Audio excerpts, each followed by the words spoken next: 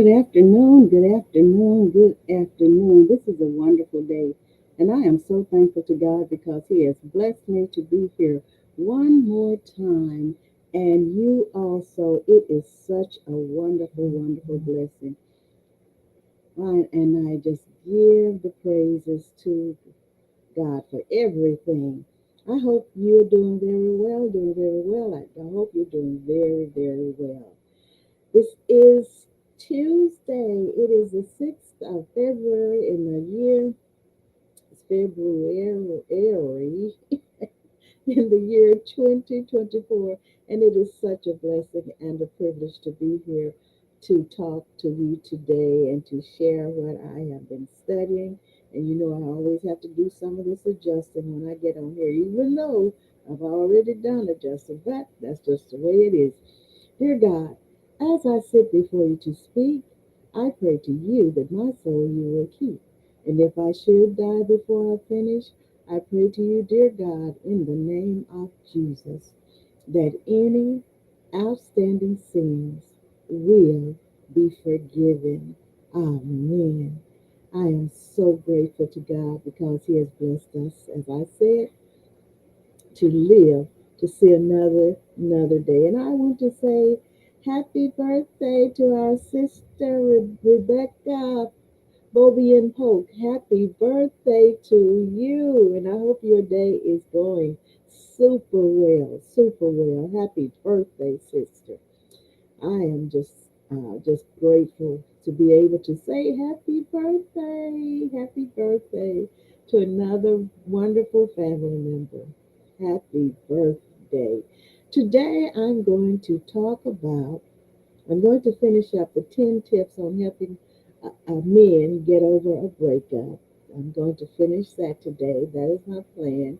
And then I'm going to go into what I had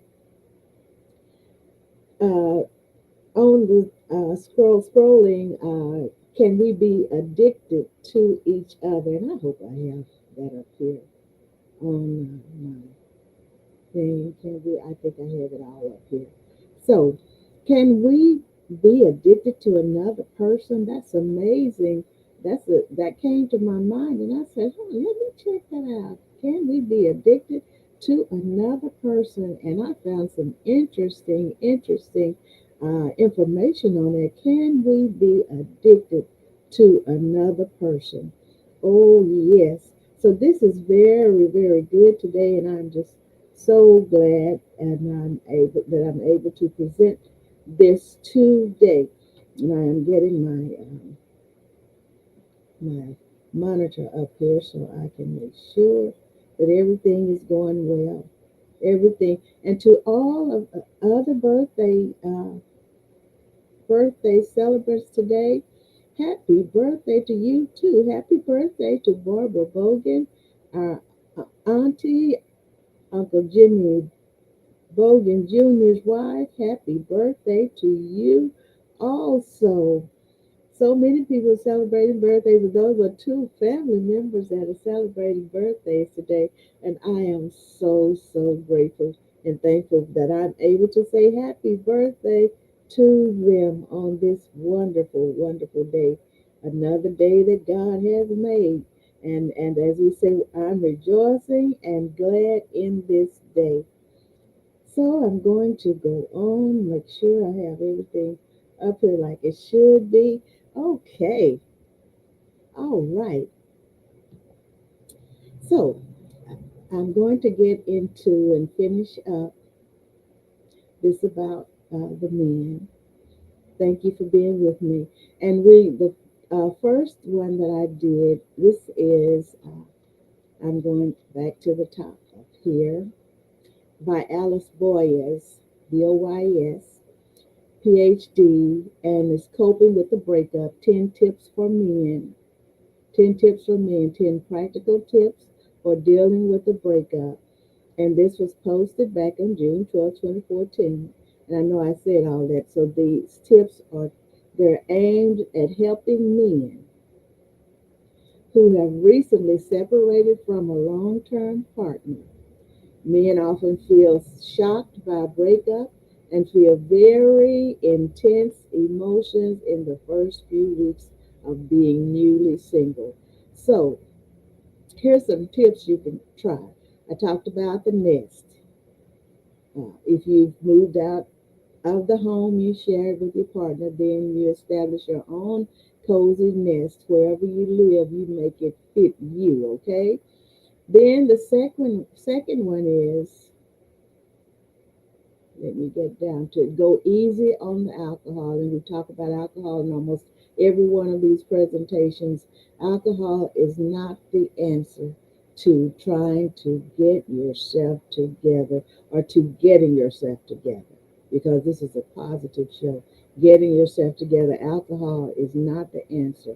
Alcohol can make things go awry, okay? Then the third is get a relaxing massage. Get a relaxing massage. Yeah, that's a good one. Then the fourth one is invite friends over to your new house for dinner and cook for them. Yep. And then the fifth one, don't mind read and assume you know what others are thinking. And I know all of us have done that. We have thought that, well, they're saying this, they're saying that. Don't mind read, because sometimes, many times we're not wrong, but we act according to what we're thinking. And that's not a good thing if we're thinking that people are always talking about us and against us. And then I'm not saying that it doesn't happen many times, but don't mind read, okay? Don't mind read. And why should you not mind read? It's because men often think that other people will judge them negatively for having had a relationship fail or a pattern of relationships that have failed. This is often not true or is exaggerated. If you feel embarrassed about your relationship having ended, you might be mind reading, inaccurately guessing what others are thinking. That's mind reading, okay? In this point right here. Now, number six, talk to your friends. You don't necessarily need to do a lot of talking to your friends. Just a little can make a big difference. A little can make a big difference. Bottling up your thoughts tends to increase shame, embarrassment, and loneliness. Try saying just a sentence or two to your mates about your thoughts and feelings. More in depth conversations might also help. Consider asking friends uh, who have had a long term relationship and what they found helpful for coping. Ask them how their thoughts and feelings about their breakup have changed over time. These are very helpful hints. So if you instigated the relationship, I know I read this one the other day. Breakup, talk to other people who were in that role, because it's not always the other person. It's us, okay? And it's not always for the wrong reasons either, okay? So if you were broken up with, talk to another, let me get this, another, uh, talk to other people. If you instigated your relationship breakup, talk to other people who were in that role. If you were broken up with, talk to other people who were in that role. Almost everyone has been through a relationship breakup at some time. Okay? Now, number seven, prioritize adequate sleep. We must get adequate sleep. If we don't, it's going to tail off on us down the road, okay? Prioritize adequate sleep. Sleep deprivation makes people much more emotional than they usually are. So if you're having problems with getting to sleep or are waking up at the wrong times, get creative in figuring out how you can get more sleep. The strategies include, if you wake up early in the morning and can't get back to sleep, I went over this too, didn't I? Try getting up and going for a walk. And I remember I said, don't be going out into the dangerous night or early morning. You don't know what's out there. Be very, very careful. Be very careful. Okay? Maybe while listening to music or go back to bed until your wake up time. Then go back to bed. Consider a 90-minute daytime nap if that's possible for you, for example, on the weekends. So don't deprive yourself of sleep. Process guilt and shame. It's very important that we process the guilt and the shame because many times we're hurt and embarrassed when people break up with us. They just, devastated, okay? So we have to process, for men, I'm talking men, but women, hey, us too. Process guilt and shame. Guilt and shame are common emotions after a breakup. The difference between guilt and shame is that guilt is about having done or not done a specific thing. Shame, on the other hand, is a more global negative feeling about what kind of a person you are. Guilt is sometimes warranted, shame generally isn't. Number nine, work toward feeling hopeful about your future. This is very, very, very crucial, very important. Okay? Look ahead. Okay? Work toward feeling hopeful about your future. Okay. Are you currently thinking that there's no hope for you to be happy in the future or no hope for you to have a successful relationship? Just because you fear you're going to end up alone and lonely doesn't mean this is going to happen. People's current emotions affect how positive or negative they expect their future to be. Your thoughts are more likely being driven by your current mood and how you're feeling right now rather than reality. In the moment, and so much, many times in the moment can get us into trouble, okay? So that said, if you don't want to repeat past patterns in future relationships, do some preparation for your next relationship. And there you can read science based relationships books.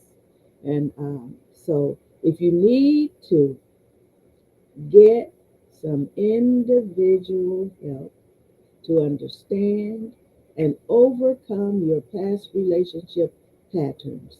You're likely to benefit from just a few sessions with a relationships psychologist to understand your blind spots that you can't see for yourself. And many of us, we all have, I say many, but all of us have some blind spots somewhere, okay? So if you think you might be depressed, you should definitely see a qualified professional. Number 10, behave in ways that are consistent with your values.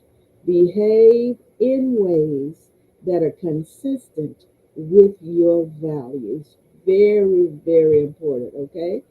For example, if one of your most important values is being a good father to your children, think about how you can enact this independent of your current emotions. For example, your anger at your ex partner or anxiety about how to have a good relationship with your children. You have to not let that get in the way of you having that good relationship with the children, okay? Here's a note here from Psychology Today. This is Psychology Today. These tips also apply to women. But in my clinical practice, the doctor tells us, most of the clients who come to see me for help coping with the breakup are men. And I know I studied this, but I don't think I finished this the other day because it's so familiar in my mind. So if I don't know, I don't think I finished it, but if I did, it's good to go over it again. Okay, so that's to help men to cope with the breakup and it's helping women also. Okay, so now we're going to Very Well Mind. Hi, thank you so much for being with me today. Thank you, thank you, thank you. Now we're going to Very Well Mind, and I'm going to ask the question: Can you be addicted to a person? Can you be addicted to a person? This is by Adrienne Resnick, CNC, and this was updated in December the 20th in 2022, but it was reviewed, medically reviewed by Sabrina Romanoff, Psych D. Okay? So it's been reviewed and it's good to go. Okay? Is it possible? Love versus addiction, why it happens, impact, and how to recover. Those are what we're going to talk about today. An addiction to a person can be dangerous. Yes, it can happen. So there's the answer right there, according to Very Well Mind. An addiction to a person can be dangerous. Yes, it can happen. And while it's most common with significant others, it can happen with anyone in your life. Anyone in your life. So we're going to look at whether it's actually possible for this to happen, why it might occur, and what to do about it if you're in a position where you feel addicted to someone. And have you ever felt addicted to someone? You might not have known what it was at the time, but hey, it's an addiction. Some people are yet addicted to certain people. Is it really possible to be addicted to another person? In short, yes. It's completely possible to be addicted to another human. Completely possible. Addiction is a compulsion to do something that makes you feel a certain way, usually something that floods your brain with happy chemicals such as dopamine and oxytocin. You know, we talk about those quite often, don't we? The happy feelings. Okay? Addiction specialists believe that addiction can occur with anything and that a person can subsequently suffer from an unhealthy addiction to anything or anyone. And we've seen examples of it, seen examples of people being addicted to so many things. So the difference between love and addiction, the difference between love and addiction. Addiction to a person may feel like love to you, but it manifests in unhealthy ways. So let's look at the differences between a loving relationship and an addictive one. We're going to look at the differences in them. Characteristics of a loving relationship. This is so good. It's so good for each and every one of us. Now we can understand things that went on in our past, our emotions and things in the past.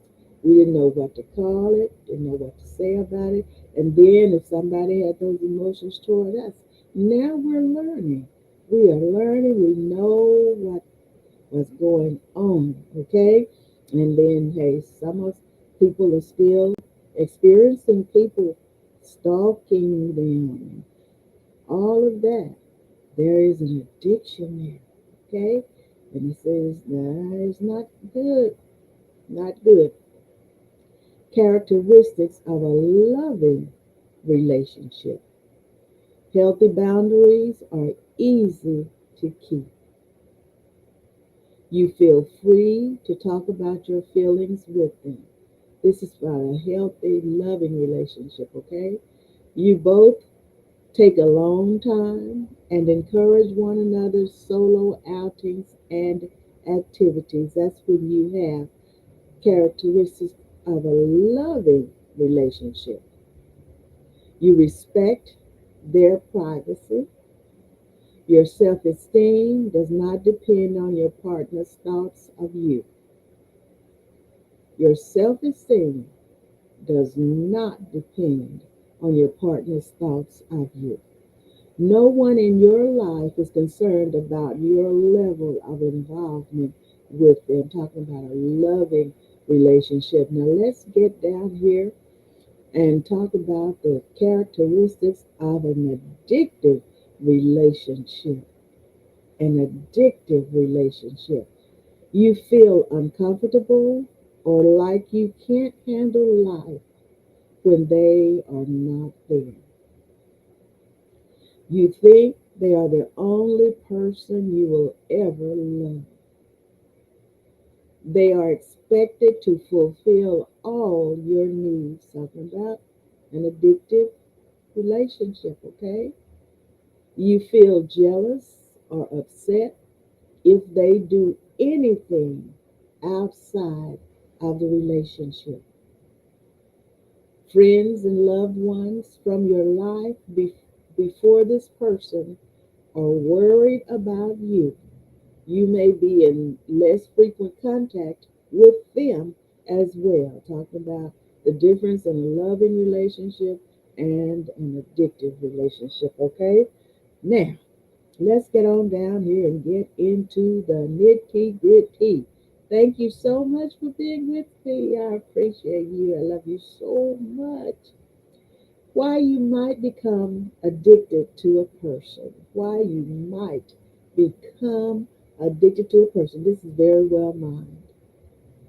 Now that you understand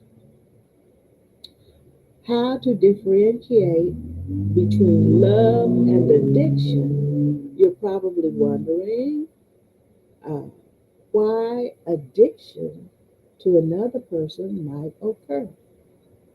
So here are some tips, okay? Some of the top reasons why this may occur. You're seeking a high. You're seeking a high. High. New people can be very exciting, and interaction with someone can flood our brains with feel good chemicals. Okay? So if you meet someone and they make you feel like a better version of yourself, it can become addicted to want more of that feeling. Okay? So being admired by another person can be a high, just like a substance would give you. You can simply be looking for something that makes you feel good and keeps you feeling good. And have you ever seen people, and sometimes you might have been one of these people that you just could not stand to be away from your significant other. Couldn't stand it. Everything uh, was based on that person. You want you clingy, just don't want to be around anybody else but them, don't want to share them with anyone else. Have you ever felt like that, or do you know someone that acted like that toward you? You're prone to addiction. Here we go. A person with an addictive personality is one who has challenges with moderation, which isn't necessarily only in relation to drugs and alcohol.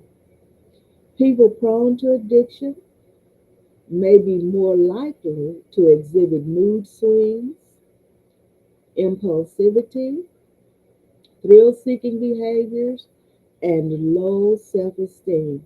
And then you've seen people who let other people mistreat them in public, they mistreat them at home, and they still want to be with them. They still want to be with them. And they treat them worse than they would treat their worst enemy. Have you ever seen someone like that? Because members of the mental health field have criticized the idea that some people have addictive personalities, it's important to break down the individual factors that may lead to addictive behavior that we so that we aren't lumping all people into the same category. For instance, a genetic background of family members who suffer from addiction may increase your risk of addiction.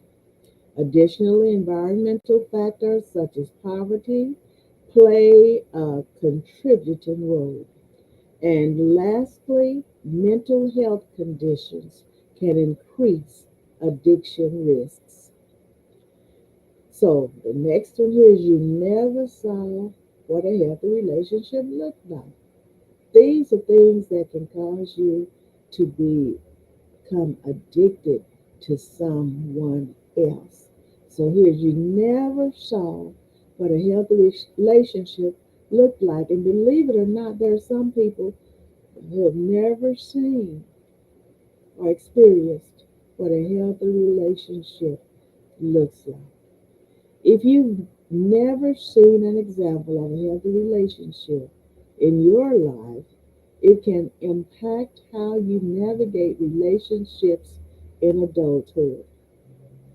If one of your parents was neglectful, if they were in unhealthy relationships, or if their focal point of life was their relationship, you may not have received a healthy relationship blueprint. Next, why addiction to a person can be harmful. We're very well mind, okay? Pop songs might make it sound fun, but addiction to another person can be dangerous. Oh, yes, it can. These are the reasons why.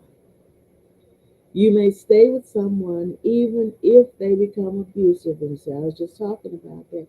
Some people treat people so bad. They treat their significant others so bad and they stay with them. They stay with them. So you may stay with someone even if they become abusive. The rest of your life, such as your work or school, may suffer because you give less time and energy to it.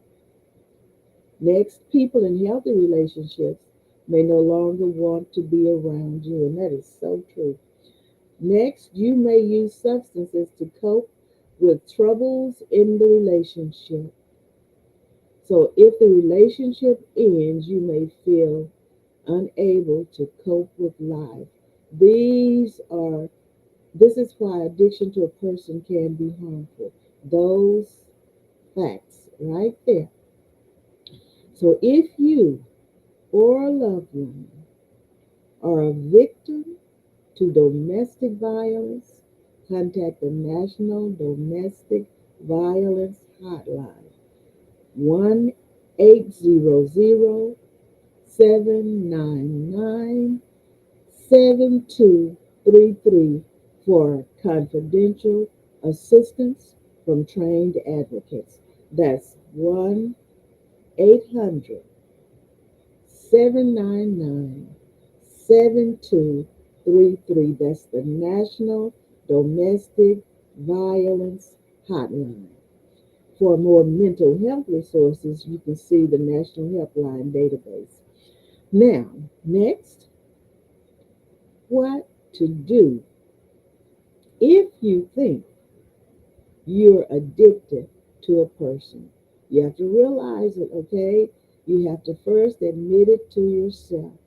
And when you realize this, you are very, very blessed. You're very fortunate to realize it and seek help, okay? What to do if you think you're addicted to a person. Being addicted to someone is mentally unhealthy, but it doesn't have to be permanent. You can take steps to turn your relationship and your life around for the better. It's possible to educate yourself and to get help so that you can change. Learn about addiction. Learn about addiction is our next topic here, subtopic. Addiction can be lifelong. So if you're experiencing it as a life issue, it's very important that you work to understand what it is and your own personal risk factors. Addiction recovery programs offer substantial literature, usually in the blog sections of their websites, about addiction related issues. Educating yourself about what addiction is and how it's been at play in your life can be a key step to your recovery. Can be a key step. And don't be afraid to make the step to get help, okay? Okay. Even if you're not sure, you can still ask questions, inquire, and get some help. Help figure it out, okay? Help figure it out. Now, the next we're going to talk about subtopic is learn about codependence. Learn about codependence. Addiction and codependence may be intertwined. Codependence defines a relationship dynamic where people rely on one another to an unhealthy extent. This may be particularly apt if you are in a relationship where each of you feels addicted to the other. There are many steps you can take to stop being codependent, as it is fully possible to recover from, okay? It is fully possible to recover from codependency. Taking care of your needs, establishing healthier boundaries, and communicating with others who experience codependency can all play a part in helping you change your patterns, okay? Next, seek professional help. Seek professional help. Thank you so much for being with me today. Educating yourself can potentially be enough to help you shift away from addictive behavior, but this is often not the case. You hear that? This is often not the case. And so many people say, "Oh, I can read about it. I can go online and I can read about it. I can watch videos about it. I can help myself. I can help myself through this." This is what it said. This is often not the case. It's very normal to need professional help. Many types might be right for you, from a relationship therapist to an addiction program. So here's a word from Very Well Mind. Here's a word here from Very Well Mind.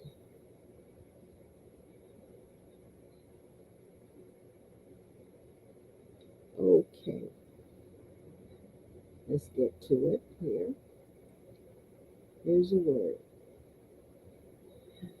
Addiction to a person may feel fun and exciting.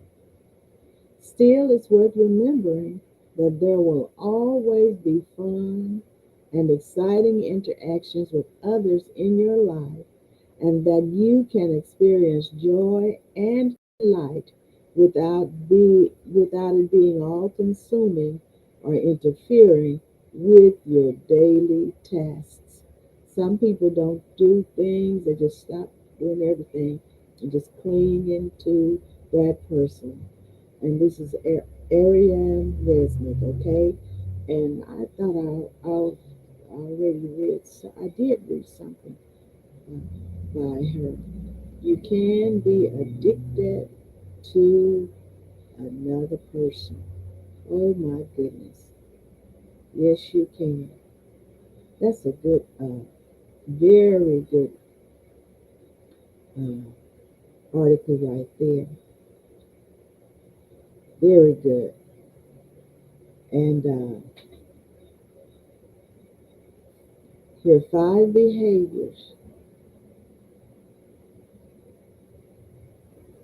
Five behaviors that reveal someone has an addictive personality. I'm going to do this and then I'm going to sign off today. Thank you so much for being with me. Addictive personalities refer to a set of traits that are believed to indicate a higher risk for someone developing an addiction. There is little universal agreement on these exact traits, but in general, they relate to a tendency for someone to rely on unsafe habits to an extreme degree to cope with problems. And they have on this site, which is powerofpositivity.com. Powerofpositivity.com. And I'm going to go ahead and do this piece, and then I'm going to take my leave. Yes, I am. Now, let me get this off my screen. You know how these ads pop up sometimes. Number one, inability to self regulate. My goodness, inability to self regulate.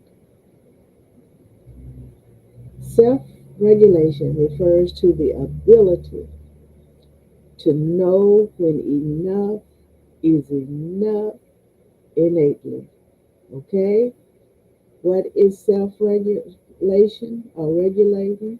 Self regulation refers to the ability to know when enough is enough. Oh my goodness, this is so good. This is so good. Oh my goodness. As a At a buffet, you can know when you've eaten more than enough. These are some examples, okay? At a buffet, and know we like buffets. For example, okay? To know when enough is enough. Here we go. At a buffet, you can know when you've eaten more than enough. Thus, you can stop once you get a fair amount of fullness in your stomach. Next, when enjoying a nightly glass of wine or bottle of beer, and some of us don't do that, but we do like to orange juice and different things like that. Dr. Peppers, and I like the what is it the zero Dr. Pepper, zero Dr. Pepper, zero Sprite. Supposed not having the sugar, and I like those, but we have to do everything in moderation. We have to. That includes me. So when enjoying a glass of whatever you like to drink, you should not reach for a second, third, or fourth. Nor should you drink yourself into a stupor.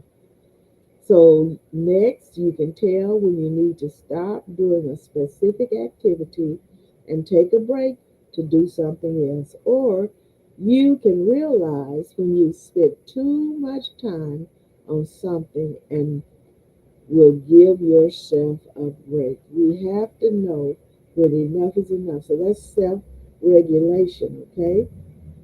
Thank you so much for being with me. Of course, as a human being, you will occasionally let go of these limits. We do it, don't we? I remember this a man that lived down the street. Haven't seen him in a long time either. And he would walk by, and one day Elder Davis was out there doing something, out there working, And he said, even a mule takes a break sometime. So he said to Elder Davis, even a mule takes a break sometime because he would see Elder Davis when he passed by. Elder Davis was always doing something, always doing something. So you may have eaten a whole tub of ice cream after a breakup, let loose, and got hammered for a weekend birthday party, or spent 2 days straight on a big project. But even that has an element of self regulation to it.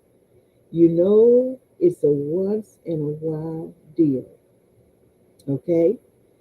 So you feel okay doing it, or you may even feel a little bad and vow not to do it again soon. You might feel like that, not do it again soon. You know how we do, don't you? Okay, now let's get on to this. You might not, you self justify. Justify. You justify. I have to get this front right here.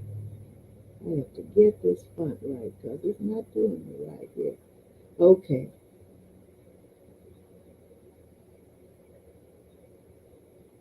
all right. Oh my goodness, here we go. This is getting better and better. Oh my goodness. Yeah.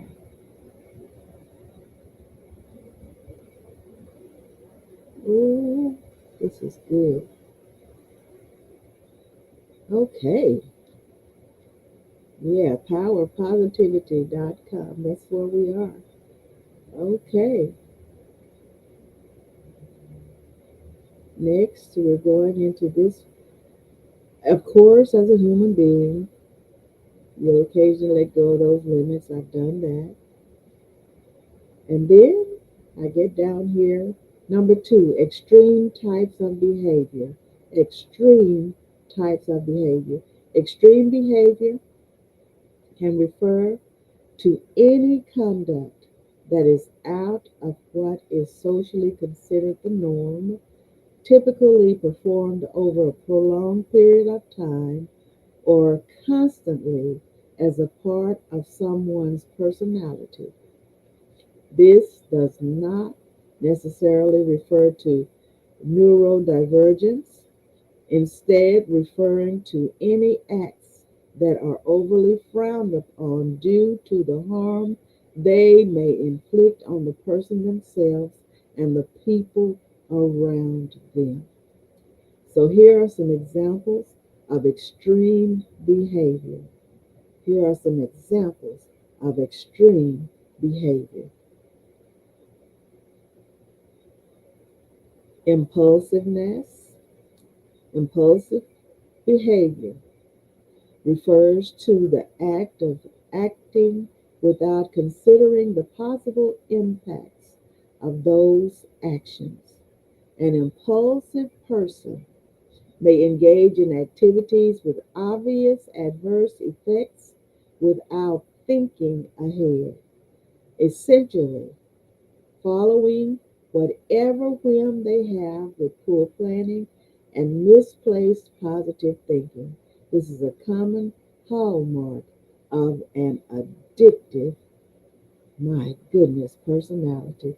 This is so good, isn't it? I have to do something else here. I'm going to have to go back and pull something out of here. Let me get that. Okay. All right. Now I can go back and do what I have to do. Sometimes I have to work with this font to get it comfortable for me. Okay, okay. Oh my goodness, here we go. Disconnectedness. Those who are dealing with many severe and difficult emotions, such as anxiety or depression, may withdraw into themselves and attempt to manage their issues unhealthily. This results in the use of addictive substances or means to feel better. Okay? Therefore, they become dependent on those substances and building up a tolerance over time that breeds or bleeds into a full blown addiction. Now we're talking about compulsion. Compulsion. Next, individuals who develop addictions may show symptoms of obsessive compulsion, according to research. Essentially, they may become overly rigid in their efforts to manage impulses. Those efforts may still turn to other addictive acts and substances to build up a prolonged habit over time. So, this can often lead to habitual and compulsive addiction to substances, following an obsessive schedule or pattern to maintain it in a way that they desire. This is something else, isn't it? Wow. Number three, negative and harmful behavioral traits. This is helping somebody. This is helping somebody, and it's helping me to learn more about these things so that I can help somebody. God might put me in contact with somebody like personally, and I can help them. I want to help them. And most of all, this is helping me to understand so much, and I am so thankful for that. An individual with an addictive personality may be more prone to negative behavioral traits that involve malicious acts towards others. Even if they feel a sense of remorse for these actions, they are willing to behave this way to get what they want, to further their addiction, or escape consequences for their addiction. So while not all addicts exhibit these traits, most who are lost in their addiction do. Here are some examples. Lying, and we know when people are desperate, we've seen or heard of people who have these addictions, how they will lie to get anything, just as long as they get what they want. Lying. Lying is a central part of addiction. Not only does an addict lie to themselves, but they lie to others about their state. They say they're okay and that they have it under control, and they lie even more to get the subject of their addiction, get to the subject of their addiction. Denial is a powerful thing to be influenced by, and sometimes to an addict, lies feel like truth.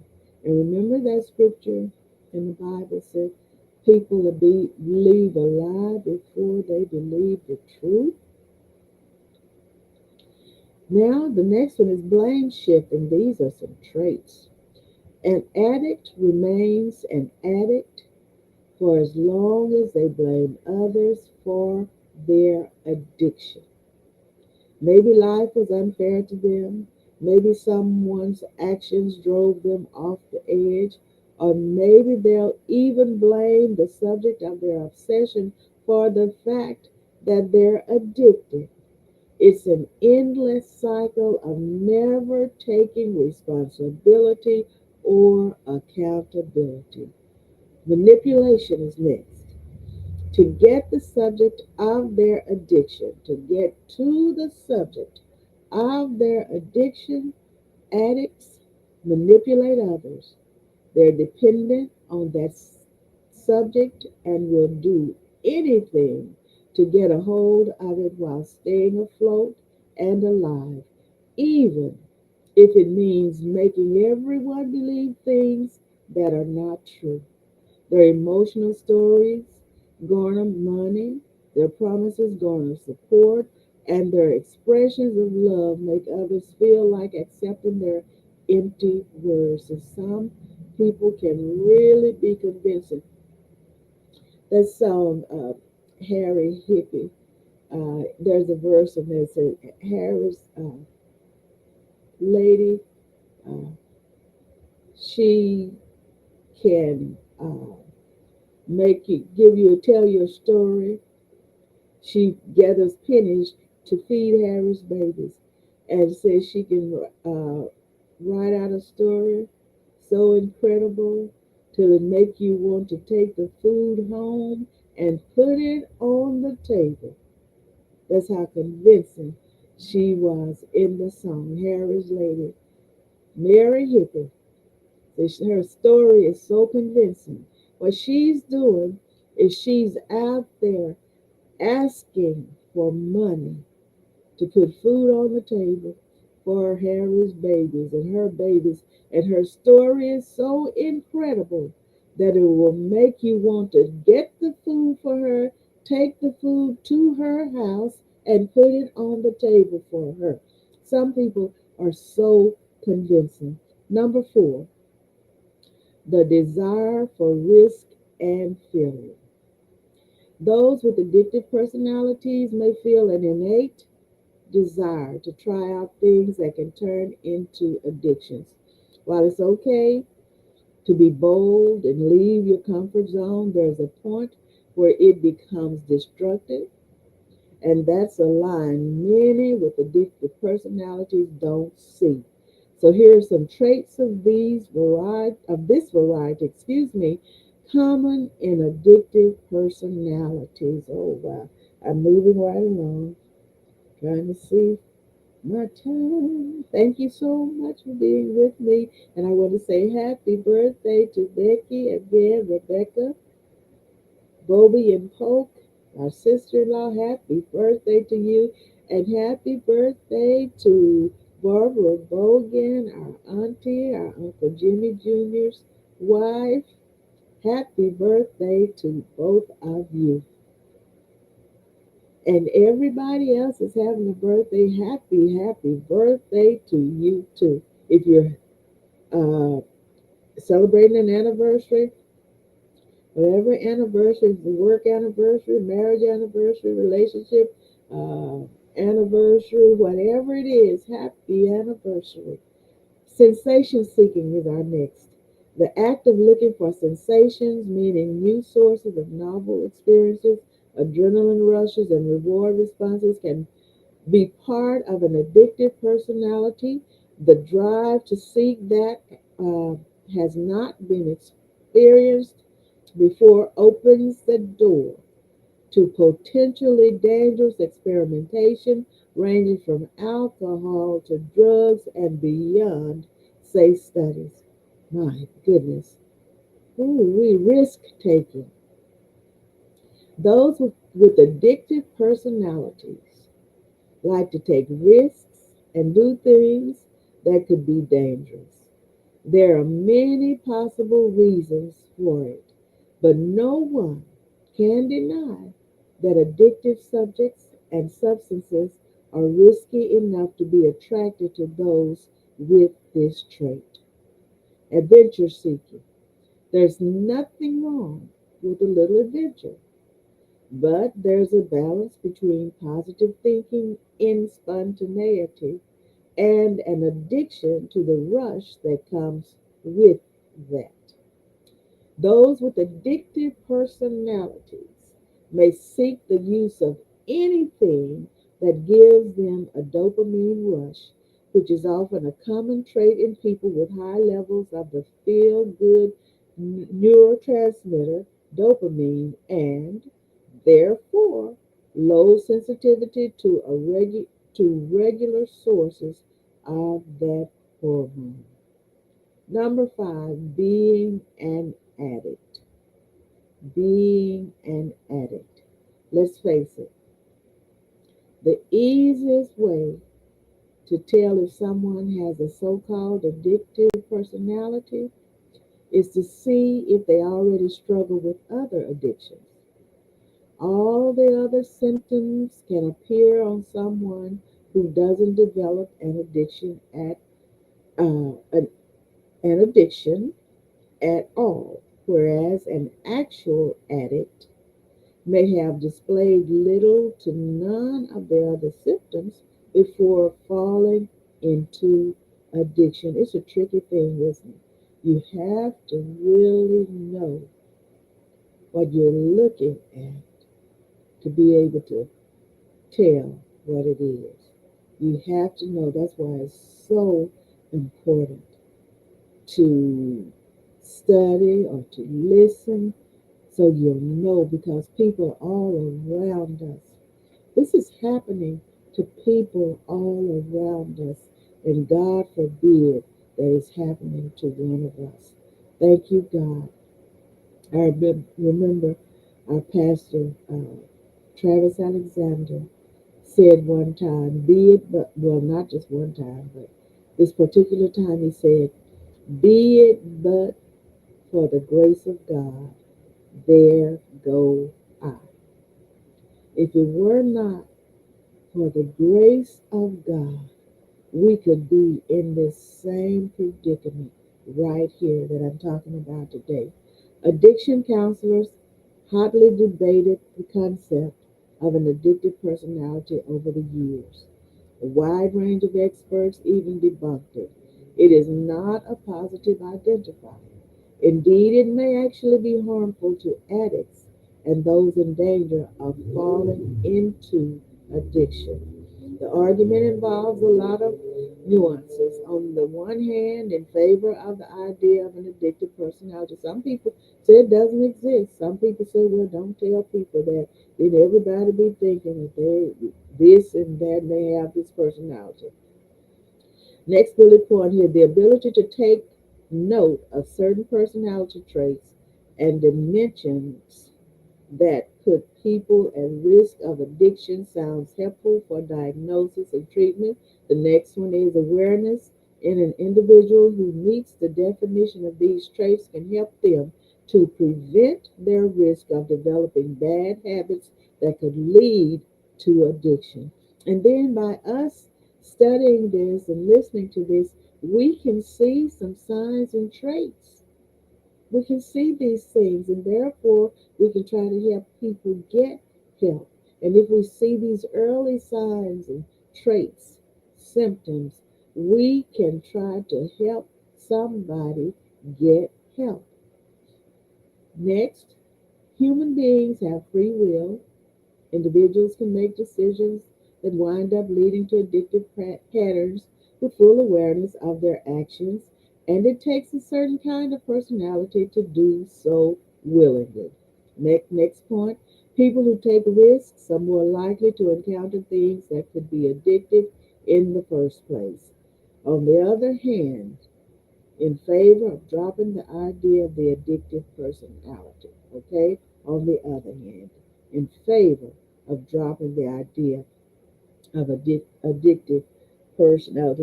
I have to get close. Ooh, 158.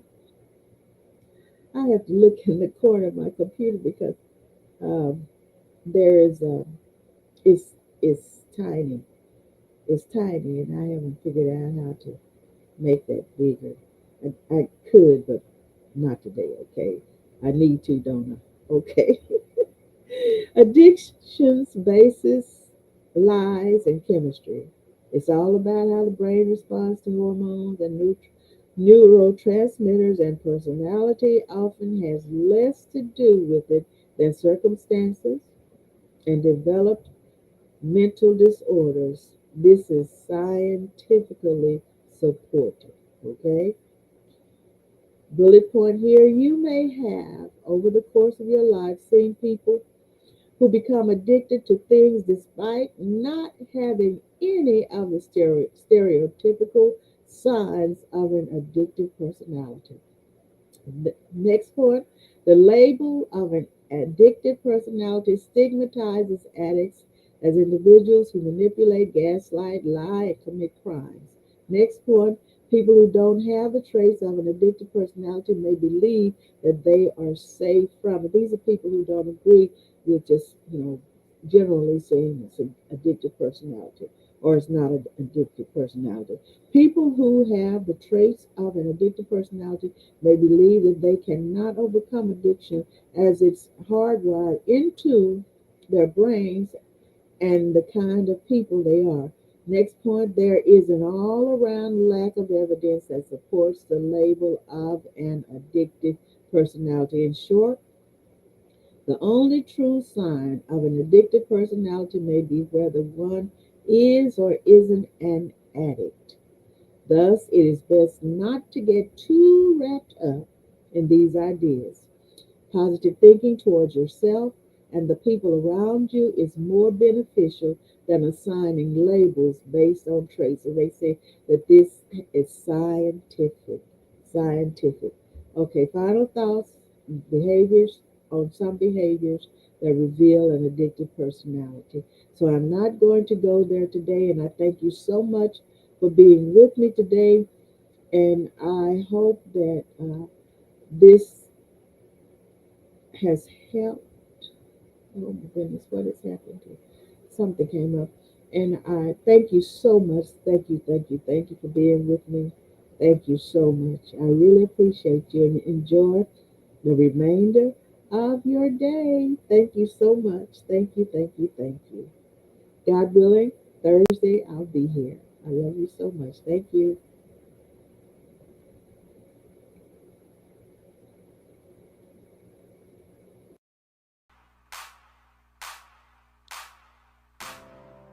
Oh God, I'm calling on you. Oh God, I'm enlisting the saints to pray. Can you hear me?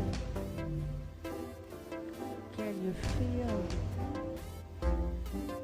Can you hear it? Can you feel it?